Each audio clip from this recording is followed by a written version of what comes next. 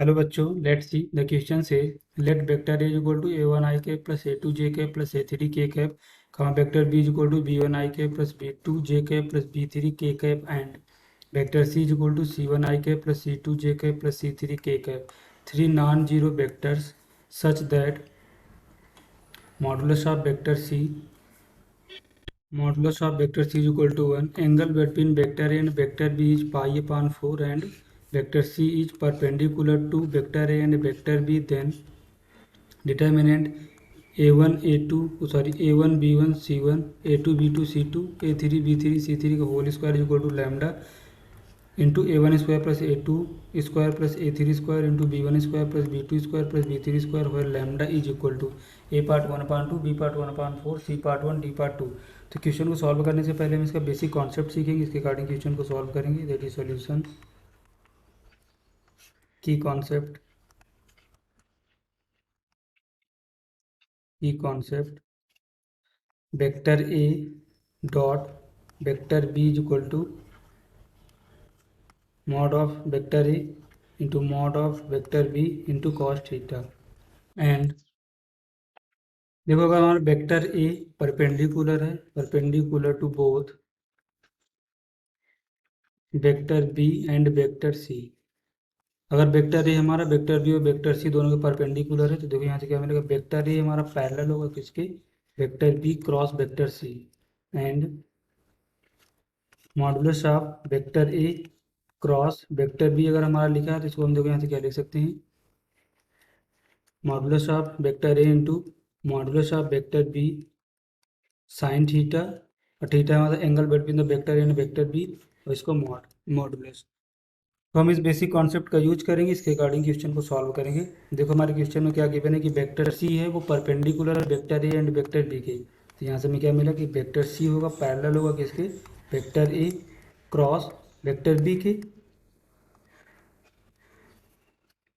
ये पैरेलल होगा। तो देखो यहाँ से क्या मिलेगा, vector c dot product with vector a cross vector b. अगर ये पैरेलल है तो दोनों का डॉट प्रोडक्ट हमारा किसके इक्वल होगा, modulus of vector c into modulus of vector a cross vector b. क्यों? क्योंकि देखो यहाँ पर vector a dot vector b क्या होता है, modulus of vector a into modulus of vector b into cos theta.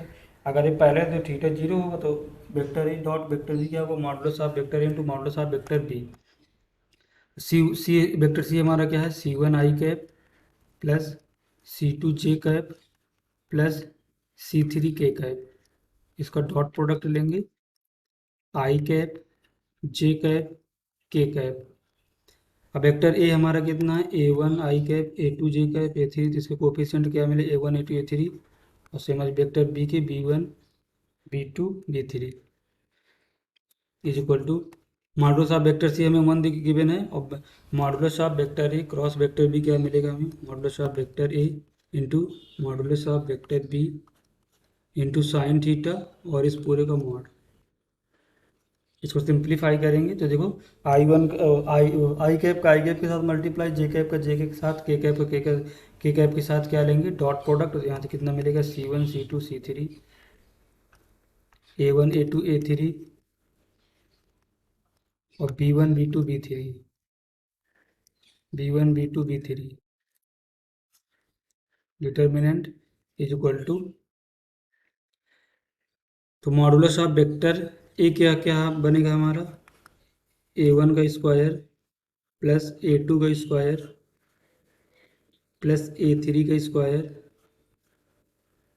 Under root into B one का square plus B two का स्क्वायर प्लस बी थ्री का square under root into sine theta और इस पूरे का mod. इसको देखते हैं नेक्स्ट स्लाइड में। तो देखो हम इसके अगर जो डिटर्मिनेंट है, अगर हम इसके रो को आपस में इंटरचेंज करें तो देखो यहाँ से क्या मिलेगा हमें, आर वन को हम इंटरचेंज कर दें आर टू से, एंड देन आर टू को इंटरचेंज कर दें आर थ्री से, तो साइन में कोई फर्क नहीं पड़ेगा। तो यहाँ से में क्या बनेगा, A one A two A three B one B two B three और C one C two C three. Determinant is equal to a1 square plus a2 square plus a3 square under root into b1 square plus b2 square plus b3 square under root. और देखो हमारा question में क्या given है कि angle between the vector and vector B के बीच angle pi by four, तो साइन पाई अपान फोर कितना होगा 1/√2 इस पूरे का मॉड।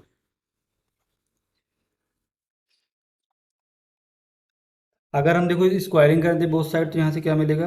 और देखो डिटर्मिनेंट की एक प्रॉपर्टी होती है कि अगर हम रो को कॉलम में चेंज करते हैं तो डिटर्मिनेंट की वैल्यू पे कोई फर्क नहीं पड़ेगा। तो यहाँ से मिलेगा a1 a2 a3।